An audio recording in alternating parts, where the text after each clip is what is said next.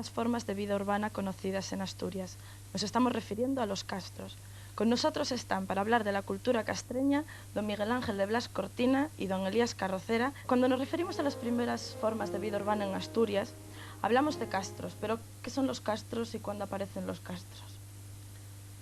Profesor de Blas. Sí. Solemos llamar castros a poblados fortificados. Es decir, las primeras fórmulas, los primeros ensayos de un asentamiento urbano. Recintos habitados de forma continua o discontinua, pero con una arquitectura de habitación definida y con un ámbito de fortificación o con un sistema defensivo claro, de protección del poblado en principio. La presencia de ese tipo de asentamientos en alguna zona de Asturias y de una forma más neta, si se quiere, en el tramo occidental del Principado, hace que se la suela enmarcar por diversas razones de afinidad cultural con lo que se suele denominar la cultura castreña del noroeste, que es ni más ni menos que la primera manifestación urbana de las sociedades indígenas del todo el noroeste de la península ibérica. Una comunidad de formas de vida, una comunidad de expresiones culturales, una afinidad extrema entre todas estas poblaciones del noroeste, el norte de Portugal, Galicia, parte del noroccidente de la provincia de León y parte de Asturias quizá, conforman en principio ese mundo que desde luego no tiene unas fronteras netas, puesto que en la cultura nunca hay fronteras entre una cultura y otra definidas, hay múltiples elementos que impregnan ambas zonas. En definitiva, eso es un castro y eso es el ámbito de la castreña.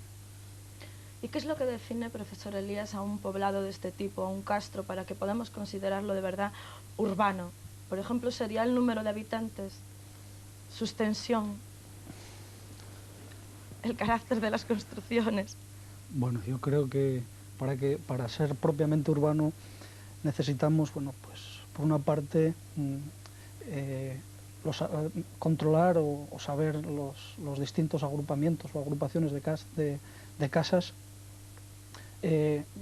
diríamos los edificios públicos, si existiesen, la ordenación del espacio interno, etcétera, etcétera. ¿Qué número de habitantes tienen por término medio, si se puede saber o aproximarnos un poco? Es imposible de cuantificar si no tenemos perfectamente claro, diríamos, la disposición interna de cada yacimiento. Por ejemplo, hasta hace bien poco se venía diciendo que, bueno, pues, se hacían unos cálculos aproximativos o estimativos en los que se calculaba 4 personas diríamos, por edificio, ¿no? Con lo que salían pues cálculos desproporcionados de 2.000 y pico personas por yacimiento, ¿no? Lo que parece es incongruente. Lo primero que tenemos que saber es qué tipo o para qué servía cada edificio, ¿no? Y hoy día, mediante análisis de flotación, incluso de proporción de fosfatos, etcétera, estamos intentando determinar cuáles son los edificios de habitación, cuáles son los de establo, cuáles son los de granero, para después poder hacer un cálculo aproximativo. Pero así a simple, diríamos, de visu, diríamos, es imposible determinar el número de habitantes por yacimiento. Bueno, es una pena. ¿Se da en toda la península este tipo de poblamientos fortificados? En momentos distintos de la prehistoria de la península ibérica se van produciendo fortificaciones. No es un fenómeno instantáneo, pero sí podemos decir que cuando estamos en el momento en el que en Asturias hay asentamientos humanos fortificados, en esos momentos se trata ya de una situación muy generalizada, en la península ibérica y fuera de la península ibérica. Pensemos, por ejemplo, en las ciudadelas y en las fortalezas del mundo ibérico, en toda la mitad meridional de la península, en toda la zona mediterránea peninsular. Bueno, es una simple referencia. Los diferentes poblados fortificados de toda la cuenca del Ebro, Aragón, y desde luego los asentamientos fortificados de la meseta, que en este momento gozan ya de una fuerte tradición, ya desde el Bronce final, incluso antes. ¿En qué momento aparecen los primeros poblados fortificados en la península? En la península ibérica, en este momento, la información arqueológica útil, aquella que, en fin, está homologada y reconocida, sitúa la aparición de fortificaciones netas. Cuando digo netas, señalo fortificaciones con un esfuerzo constructivo notable, grandes paramentos en piedra, bastiones semicirculares, verdaderas ciudadelas, a veces incluso como pequeños castillos, o ciudades fortificadas que incluso podemos comparar con la Ávila medieval y sus murallas. Un caso espectacular puede ser Los Millares, el poblado de Los Millares en Almería, que se sitúa en la segunda mitad del tercer milenio a.C., es decir, en un momento en el que se inicia ya el conocimiento de la metalurgia en sociedades de raigambre neolítica, vamos a decirlo así. Y otro foco importante, bueno, no solo este que cito, en la zona sureste, en Almería y en regiones inmediatas hay distintos asentamientos de esta naturaleza, que acabo de definir tan brevemente, y luego en el estuario del Tajo, fundamentalmente, y en estas mismas épocas, hay otra serie de castela, de pequeñas ciudades fortificadas, pequeños castillos fortificados con grandes obras que se sitúan en esta época, 2200, 2100, 2300 a.C. Zambujal, por ejemplo, Vilanova, São Pedro, son algunos nombres famosos en la prehistoria europea que nos hablan de esa primera existencia de asentamientos fortificados en la península. Cuando los empezamos a documentar en Asturias, cuando tenemos los primeros documentados, es bastante posterior, ¿no? Al segundo y tercer milenio. Y bastante. Hasta ahora veníamos o se venían manejando toda una serie de tablas cronológicas efectuadas a partir de, diríamos, del estudio de materiales que por una parte estaban descontextualizados. Se habían hecho secuencias culturales con los materiales de excavaciones antiguas que había, bueno, pues en el Museo Arqueológico de Oviedo, etc., ¿no? Hoy día, a partir de toda una serie de excavaciones y del estudio del registro arqueológico, podemos decir, a excepción de, por ejemplo, el castro de Caravia, que es un castro, diríamos, excavado a principios de siglo, un castro viejo que hay que revisar y vamos, probablemente hacer algún corte para revisar la estratigrafía y ver esos dos niveles que cita Aurelio del Llano, a ver si somos quien a ordenarlos. Pero todos los yacimientos, bueno, a excepción también de la Campa Torres, que en su momento el profesor José Luis Maya pues dará cuenta de ello, los yacimientos, y que son todos los que están en el occidente de Asturias, todos los analizados, y aunque resulte chocante, son fundados en el siglo I después de Cristo. Concretamente, si queremos ajustar, la hora no la puedo decir, pero si queremos ajustar un poco más, aproximadamente en época de Claudio, más o menos en época de Claudio, con remodelaciones importantes en época de Flavia. Bueno, se levantan muros, se hacen zanjas de cimentación, etcétera, y que se constatan perfectamente en el registro arqueológico, con esa remodelación, como digo, en época Flavia, y con la pérdida, diríamos, de las murallas pierden esa función para las que estuvieron creadas, pues a caballo del siglo I y el siglo II. Los castros empiezan a languidecer y, por paradójico y chocante que parezca, hoy estamos viendo un mundo interesante que es el mundo del Bajo Imperio, que está representado en los castros, ¿no? Con la documentación de cerámicas, no solo las grises, cerámica sigilata gris, bueno, que es un tipo de cerámica de importación que estamos acostumbrados, sino con cerámicas paleocristianas anaranjadas, que hay autores que lo citan en momentos visigodos, e incluso los momentos medievales están representados en estos yacimientos. De todos modos, puesto que muchos están sin excavar ni estudiar, podemos esperar algún día recibir alguna sorpresa, ¿no? Ojalá la recibamos pronto. Anteriores. Bueno, son más de 300 los castros localizados, habíamos dicho, en Asturias. ¿Nos podrían dar los nombres y la localización, el lugar donde se encuentran los mejor estudiados o los que estén considerados como más interesantes? Hay dos cosas distintas y que conviene diferenciar claramente. Una cosa son aquellos que se conocen y que han llegado a tener incluso una gran publicidad, porque hace años que están presentes en las revistas, en los libros, incluso en las postales, en las tarjetas postales, en los itinerarios turísticos, como es el caso de Coaña, que es, desde luego, un buen poblado. Pero no es el único, ni tampoco se puede decir que sea el mejor. Otros muchos están enterrados. Sabemos que existen, pero están por analizar. Generalmente se dice, ¿por qué no los analizan? Simplemente habría que decir porque lleva tiempo. Y hay que ir muy despacio. De la misma manera que cuando se explota un filón de mineral, hay que ir poco a poco y no hacerlo todo en un día, evidentemente, porque derrocharíamos las posibilidades. Bien, los más famosos son aquellos que están excavados, evidentemente porque se ven y los conocemos. Son Coaña, Moías, Sanchús de Allande, Arancedo, La Escrita, están casi todos, Larón, en el valle del río Ibias, son casi todos ellos asentamientos que están situados en la Asturias occidental. Y los únicos casos en este momento que se pueden citar, uno estudiado hace años, como señalaba antes mi colega, hace ya muchos años, excavado por Aurelio del Llano, el castro de Caravia, en la costa oriental asturiana, y recientemente las excavaciones de Maya en la Campa Torres en Gijón, por tanto en el centro de Asturias. Son estos los asentamientos más conocidos, de los que más se sabe, y los más famosos, en consecuencia. El origen de los pueblos que construyen estos castros y que los habitan no parece estar lo suficientemente claro como para afirmar ni negar nada.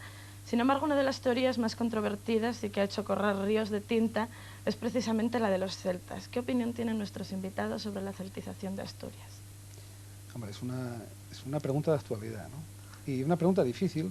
Bueno, no difícil, sino Si no la pregunta, sí la respuesta está habitualmente teñida de emoción y de sentimientos a veces confusos, o al menos que llevan a confusión. Hay cosas que desde luego no sabemos, otras sí las sabemos. Por ejemplo, sabemos que estos castros no se remontan al siglo XVIII a.C., pongamos por caso, eso sí lo sabemos. Sabemos que no son enormes, sabemos que no acogen grandes templos, sabemos que, o sospechamos que no había druidas por los valles construyendo grandes altares y haciendo grandes sacrificios a los dioses. La historia de los celtas. Hay que pensar en los celtas como pensaban los autores clásicos que los inventan. En realidad los celtas son todos y no son nadie. Los celtas, o el mundo de los celtas, es el mundo exterior a las culturas mediterráneas protohistóricas finales. El mundo exterior a los griegos primero, fundamentalmente. Son los griegos los que acuñan el término celtas. ¿Qué quieren decir con eso? Están señalando a todos aquellos que no son griegos y que no son partícipes del desarrollo cultural griego. Son los pueblos exteriores al mundo griego. Entonces, desde ese punto de vista, son celtas la mayor parte de las comunidades de la prehistoria final o de la protohistoria, de los últimos siglos de la prehistoria, de los últimos siglos antes de Cristo, y contemporáneos ya de los romanos, todos los que existen en Europa. Y ahí están metidos húngaros, y están metidos gentes del norte de Italia, alpinos, gentes de la Europa occidental, bretones, britones, y también, ¿por qué no?, las poblaciones, parte de las poblaciones de la península ibérica, aquellas de las que menos se sabe. Desde ese punto de vista somos celtas todos. En consecuencia, tan celta o más es un segoviano o un abulense que un natural de La Coruña o de Vegadeo, o de Luarca, ¿no? Incluso la arqueología nos muestra que los elementos de la cultura material que definen a estos celtas europeos, peninsulares, castellanos, tienen un aire mucho más celta que los de aquí. Cosas de la vida. No, pero yo creo que tú también tienes algo que decir, ¿no? Bueno, el registro arqueológico en este caso es bastante, no bastante, sino definidor completamente, ¿no? Como parte diferenciadora de estos grupos, bueno, pues pueden estar lo que se denominan los campos de urnas, ¿no? Que son, diríamos, un sistema de necrópolis, un sistema de enterramiento que más o menos definen estos grupos. Estos campos de urnas, concretamente, pues, en el área del noroeste, pues, no aparece, puede aparecer uno esporádico que puedan creer que es o no es, pero vamos, que no aparece, ¿no?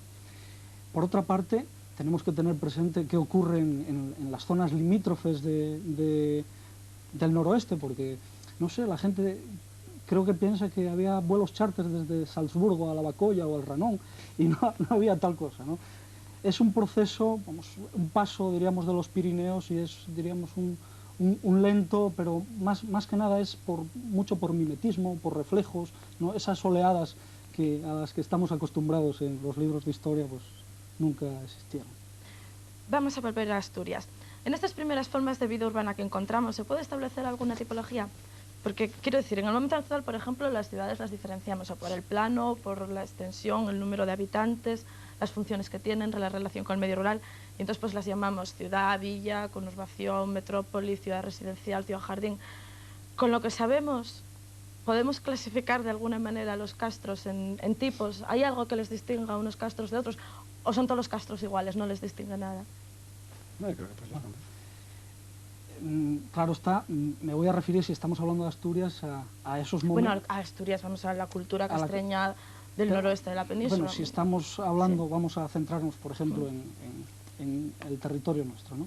Y concretamente, bueno, pues estamos hablando de yacimientos o de estaciones arqueológicas del siglo I después de Cristo, ¿no? Y en este momento, pues no hay una, diríamos, uniformidad topográfica para estos yacimientos. Hay castros, bueno, situados a 850, 900 metros de altura y castros situados en el llano.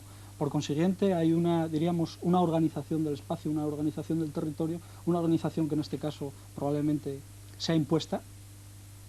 Y por otra parte, bueno, pues hay castros que pueden ser, por ejemplo, castros que nosotros podemos considerar como principales, con gran extensión de terreno, fuerte aparato defensivo, castros agrícolas, castros mineros, e incluso, bueno, pues puede haber castros, y utilizando un símil actual, de peones camineros, ¿no? Castros que controlarían por ejemplo, los canales de agua, los sistemas de comunicación, etcétera, etcétera, y bueno, hay ejemplos, ¿no? Y se pueden citar. Sin embargo, hay algo que une a todos los castros y que es el carácter defensivo. Los castros, por un lado, suelen estar en terrenos elevados y protegidos ya de forma natural, pero luego además suelen tener fosos, zanjas, murallas. ¿Por qué? ¿Qué sentido ¿Qué No. sentido tiene al margen de las funciones, qué sentido tiene esta protección? No todos los castros están situados como decía antes, no hay una estandarización, diríamos, en cuanto a la posición topográfica. Hay castros que están en el llano prácticamente, como puede ser el caso de Moiras, ¿no? Una muralla o un sistema defensivo no quiere decir solo y exclusivamente momentos de guerra o defensa, ¿no? Sino una muralla pues, puede indicar pues, cierta pujanza, la mayoría de los aspectos, diríamos, relacionados con la fortificación normalmente están relacionados con momentos de paz, por paradójico y contradictorio que suene, ¿no? El gran aparato defensivo normalmente se construye en momentos de paz.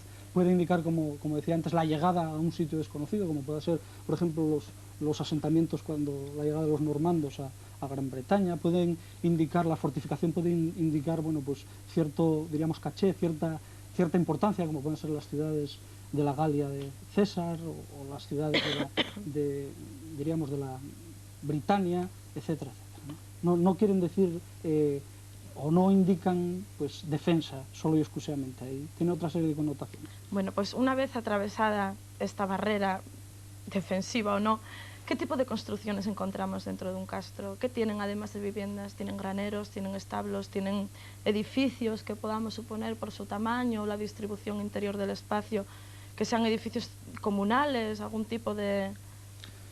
Sí, bueno, era enlazando con una de las primeras preguntas que comentamos aquí. Pues un castro tiene, pues eso, diríamos, el lugar de habitación, el lugar, diríamos, de almacenamiento, almacenaje, bueno, presumiblemente establos, y lugares diríamos, de reunión, que son, bueno, pues esas cabañas grandes, como pueden ser los casos conocidos de esas, por ejemplo, casas de 14 metros o de 15 metros, que pues aparecen en Briteiros, aparecen en Coaña, bueno, y de hecho nos está apareciendo una en el Castro de San Isidro, entre Pezós y San Martín de Oscos. Vamos a tocar un poco el fundamento económico de esta cultura castreña. ¿Cuáles son los motores de la economía castreña? Porque ellos pueden ser pastores, agricultores, mineros, pero ¿qué hacen? O sea, ¿lo que producen es solamente para su abastecimiento o generan algún tipo de excedente que podamos empezar a notar que se intercambia, que hay un comercio y una moneda, aunque sea de forma muy incipiente? Bueno, hay que pensar que estamos ante sociedades. Hay varios problemas que conviene señalar. Uno es el mundo que estimamos prerromano, es decir, antes de la romanización, del que sabemos muy poco, apenas nada, y Caravia es el único caso. Y otro, lo que es el mundo romano. Las condiciones sociales, políticas, son totalmente distintas. ¿Por qué razón? Porque en un caso, digamos que lo que funcionan, o como funcionan estos poblados, son como comunidades que quizá mantienen un cierto grado de independencia entre sí. Y con un cierto grado de independencia, pero sometidos todos ellos a un poder político superior, que en este caso son los romanos, pues actúan todos aquellos poblados, como Coaña, por ejemplo, que sabemos que empiezan a funcionar a partir del siglo I después de Cristo. En unos casos, sobre todo aquellos castros que no están relacionados, por ejemplo, con la explotación masiva de los minerales, lo que hay que pensar es que se trata de comunidades con una organización social bastante acabada, asentamientos de tipo urbano o proturbano que se autoabastecen, que practican una economía fundamentalmente autárquica y que viven a expensas de los recursos inmediatos. Caza, recolección de frutos, evidentemente, aprovechamiento de las plantas que crecen siguiendo los sucesivos ciclos estacionales, y la caza que se les pone a mano, evidentemente, la pesca y, desde luego, la agricultura, quizá no excesivamente potente, pero una agricultura que existe y está además cada día más clara, desde distintos puntos de vista, a través de distintos elementos informativos, y una cabaña ganadera que puede ser más o menos rica. En este caso ya sabemos que incluye pues, animales como los bóvidos, por ejemplo, está presente el caballo, la caza está muy bien documentada por la presencia de huesos de ciervo en los asentamientos, etc. A todo eso hay que sumar muchas cosas: la explotación de materias primas tales como la piedra, distintos tipos de piedra para construir, para hacer objetos de adorno, la elaboración de ciertas formas cerámicas, eso significa la existencia de alfares, el aporte de madera para el mantenimiento de los hogares y el mantenimiento de los alfares para fundir la cerámica, la presencia de escorias de hierro o de cobre o de bronce, en fin, que nos hablan de actividades metalúrgicas, pero fundamentalmente en un mundo autárquico. Cuando nos encontramos con otros asentamientos, los de la cuenca del Navia, que también conoce Elías, y otros muchos, no solo de Asturias, de León, en fin, el este de Galicia, están ya en ocasiones, esos que decimos que empiezan a vivir en el siglo I, están en relación con una explotación industrial masiva de los recursos auríferos. Y es una explotación que tiende a satisfacer la demanda romana, no la demanda indígena. Los indígenas, en este caso, son mano de obra, podríamos entender cualificada, especialistas en prospecciones mineras que explotan, cortan verdaderamente las montañas para obtener el oro. Y en relación con la existencia de ese fuerte foco de extracción de minerales y su posterior difusión, su conservación momentánea hasta el momento de los envíos, todo eso genera una serie de asentamientos en los que evidentemente los recursos agrarios cercanos o próximos tendrá que atenderlos otra población que no es exactamente la minera. Por lo tanto, va a haber un mundo doble en el que hay economías muy especializadas como la minera y economías tradicionales de tipo autárquico que atienden fundamentalmente el pastoreo, la agricultura, la recolección. De acuerdo. ¿Hay algo más que decir, profesor? Bueno, quería simplemente reforzar lo que estaba diciendo Miguel Ángel y decir que en estos momentos vemos como hay poblaciones que ocupan, diríamos, lo que antes comentamos, posiciones a 900 metros de altitud, ¿no? Con una relación clara y específica con la minería del oro. Por tanto, esta gente, bueno, pues no tenía posibilidad si se dedicaba, diríamos, de una manera intensiva a la minería, bueno, pues no tenía la posibilidad de tener una agricultura ni una ganadería, ¿no? Por consiguiente, hay una, diríamos, combinación, una relación entre asentamientos, por ejemplo, mineros y asentamientos agrícolas, ¿no? Con el control de, bueno, quizá excedentes de esa producción que serían repartidos, etcétera, etcétera. Y por otra parte, choca también con las fuentes, lo que acabamos de decir, ¿no? Si hablamos de mineros especialistas, etcétera, que viven en poblados fortificados, choca con eso de no existen esclavos, el papel del ejército, etcétera, etcétera. Choca con todo ese mundo que... Les pediría en breves segundos, muy breves segundos, que me dijeran cómo están las investigaciones ahora mismo sobre la cultura castreña en Asturias, pero muy breves. Bueno, pues Elías tiene mucho que decir al respecto. ¿Lo puedes contar? Está la Campa de Torres en la cuenca en el centro de Asturias, en Gijón, como yacimiento en explotación. Hay yacimientos en nueva excavación en el Valle de Villaviciosa, y luego está la serie de trabajos que está haciendo precisamente Elías con su equipo en la cuenca del Navia, ¿no? Sí, estamos haciendo toda una serie de trabajos, concretamente en la zona de Grandas, Pezós, los Oscos, relacionados con ese mundo castreño. Intentamos, bueno, pues determinar la llegada de un tipo de fortificación como son las piedras hincadas, que normalmente se relacionan con momentos prerromanos y que parece ser que no es así, e incluso estamos analizando bueno, pues sistemas técnicos, por ejemplo, relacionados con la minería, con la explotación del oro, sistemas técnicos como pueda ser, bueno, el control de canales, presas, etcétera, que en un plazo de 2 años creo que aportaremos bastantes, diríamos, conocimientos relacionados con la ingeniería hidráulica romana. De acuerdo, muchas gracias. La próxima semana esta Asturias castreña que hoy dejamos entrará en contacto con el gran imperio de la época, con Roma, pasando a ser una de sus provincias. Gracias por haber estado una vez más aquí con nosotros, don Miguel Ángel de Blas, don Elías Carrocera. Muchas gracias a ustedes por su atención y recuerden que el martes que viene, por la segunda cadena, a las 2, como siempre, tienen una cita con la historia de Asturias en el programa Institución del Principado. Muy buenas tardes.